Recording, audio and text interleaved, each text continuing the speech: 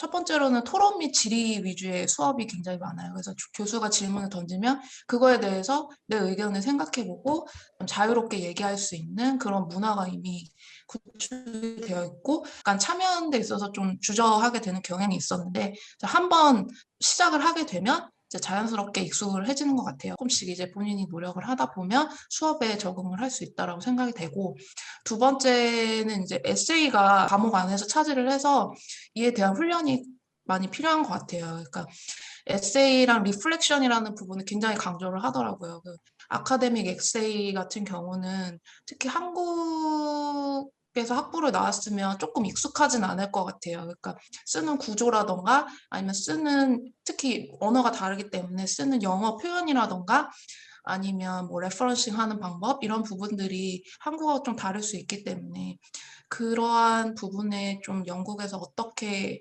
구조를 잡고 쓰는지에 대한 미리 훈련이 좀 필요할 것 같다는 생각이 들었고, 우리 분야에서 논의되는 아젠다가 무엇인지 아니면 요즘 굉장히 뭐 떠오르는 토픽이 무엇인지에 대해서 신문이나 뭐 이런 여러 가지 잡지나 매체들을 통해서 좀 미리 알고 있으면 굉장히 수업에 참여하는 데 있어서 도움이 많이 될 것 같다는 생각을 했습니다. 세셔널 과정을 들었던 건 아니고 음. 그 학교에서 맨 처음에 들어왔을 때 그런 부분에 대한 교육이 좀 있어요. 온라인으로 강의도 되어 있고 교수님이 직접 강의를 하기도 하고 그 튜터분이 저의 뭐 영어를 계속 봐주시기도 하고 아니면 에세이 스트럭처를 초반에 봐주시기도 하고 그런 부분에 있어서 피드백을 받다 보니까 저절로 이제 나중에는 늘게 되는 것 같아요. 프루프리딩은 금지가 돼서 프루프리딩은 해주시지 않고 예, 해주시지 않는다고 아주 네네. 단호하게 네. 말씀을 하시더라고요. 근데 이제 글의 구조라던가 아니면 어색한 표현이라던가 이런 부분을 잘 쓰지 않는다. 아카데믹에 뭐 맞는 표현, 그다음에 레퍼런싱이 잘못됐다 이런 부분들을 짚어주시니까 이제 프루프리딩까지는 아니어도 어쨌든 그 수준에서 봐주시면 많이 이제 도움이 되더라고요. 그리고 제가 논문 같은 거를 계속 학교에서 이런 부분을 읽어라라고 지정을 해주다 보니까 그런 논문들을 계속 읽다 보면 아카데믹 에세이나 리포트가 어떻게 쓰면 되겠구나라는 감이 오더라고요. 그래서 그런 부분에 있어서 네, 본인의 자발적인 좀 학습 노력이 또 필요하지 않나라는 생각이 듭니다.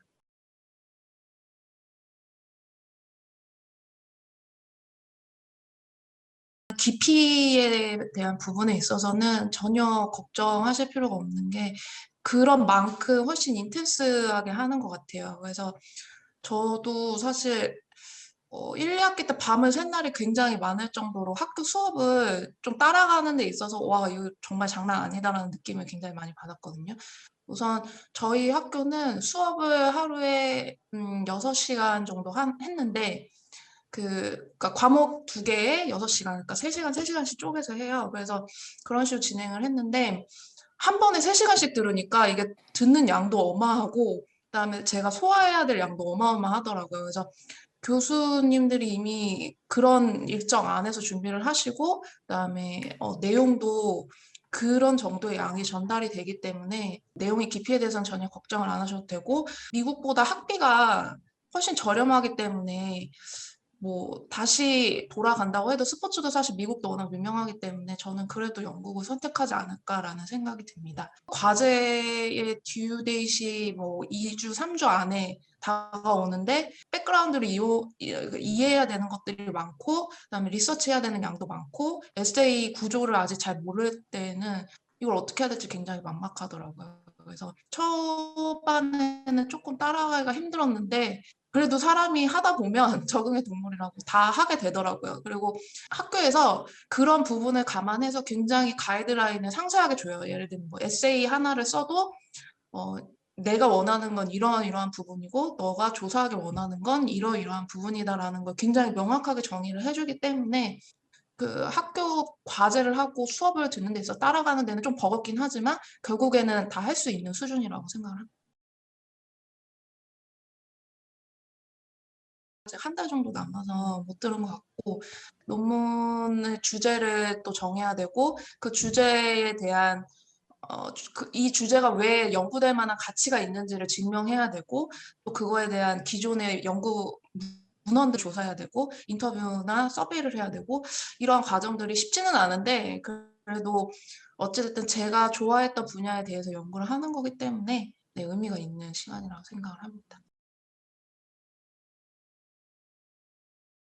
저희 학교는 이제 한 명씩 슈퍼바이저가 다른 학교와 마찬가지로 정해지는데 이제 정해지면 그분들하고 정기적인 미팅을 해야 돼요. 그래서 그 미팅을 할 때마다 제가 준비해야 되는 부분들이 있고 심지어 발표를 해서 교수가 공격을 하면 그걸 다 이제 디펜스를 해야 되는 그러한 과정도 거치게 되는데요. 교수가 이제 초반에 그런 과정을 거치고 나서 이제 뒷부분은 제가 이제 진행을 하고 부족한 부분에 대해서 많이 지적을 해주세요. 그래서 이메일이든 온라인 대면이든 교수님이 굉장히 상세하게 지도를 해주시고 계셔서 네, 저도 지금 현재까지는 아직은 큰 무리 없이 진행을 하고 있어요. 학교에서 그런 기회가 많이 주어지고 본인이 얼마나 원하느냐, 도전하느냐에 따라 그 기회는 되게 무궁무진하다고 생각을 하는데요. 여러 가지가 있어요. 첫 번째로는 학교 수업 내에서 하는 경우에는 저희가 콜라보레이티브 프로젝트라고 해서 기존의 산업에 있으신 분들이 프로젝트를 하나 가지고 오셔서 수업에서 이제 같이 2달 정도 동안 그 비즈니스 문제를 해결하는 프로젝트예요. 그래서 저 같은 경우에는 영국에서 가장 큰 스포츠 티켓팅 업체랑 이제 진행을 했고 랜덤으로 팀이 구성이 돼요. 그래서 다양한 국적, 그다음에 다양한 전공의 친구들하고 구성이 돼서 그 문제를 해결하고 발표하는 시간을 가졌고 그다음 리포트로 제출해서 이렇게 수업에서 진행을 하는 경우도 있고 두 번째는 경력개발센터에서 주는 기회들이 있어요. 그래서 디지털 스킬스 프로그램이라고 해서 런던에 있는 스타트업들하고 학교가 연계를 해서 3, 4주에서 길게는 6주 정도까지 그 학생들이 그 스타트업과 관련된 일을 할 수 있게 도움을 줘요. 그래서 저 같은 경우도 일을 했고 그 스포츠 관련된 업체들도 꽤 많아서 그런 기회가 또 있고 그다음에 디지털 스킬스 프로그램은 이제 학생의 디지털과 관련된 그 업무 스킬을 좀 늘리고 그다음에 현장에서 직접 업무 경험을 해볼 수 있게 도움을 주는 프로그램인데요. 비디오로 제 소개나 그다음에 제가 뭐 갖고 있는 스킬 그다음에 향후 하고 싶은 것들 이런 것들을 한 몇 분 정도로 녹화를 해서 제출을 해요.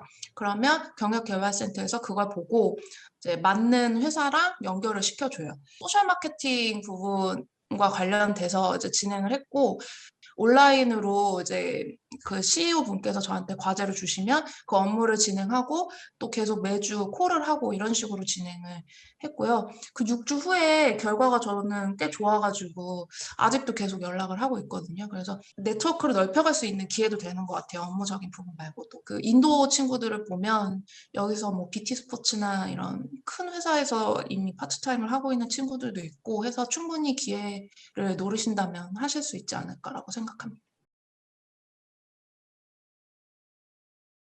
영국 정부가 포스트 스터디 워크 비자를 다시 도입을 했다고 들었습니다. 그래서 저도 아마 이제 그걸 지원하게 될 것 같고요. 2년 정도 스폰서십 없이 합법적으로 일을 할 수 있는 비자이기 때문에 저도 그걸 지원할 거고 영국에서 적어도 2년 정도는 근무를 하려는 생각을 갖고 있습니다. 석사 과정을 바탕으로 해서 아마 저도 스포츠 이제 디지털 기반으로 한 마케팅 아니면 데이터 기반으로 한 마케팅을 할 수 있는 자리 어디든 아마 지원을 할 것 같고요.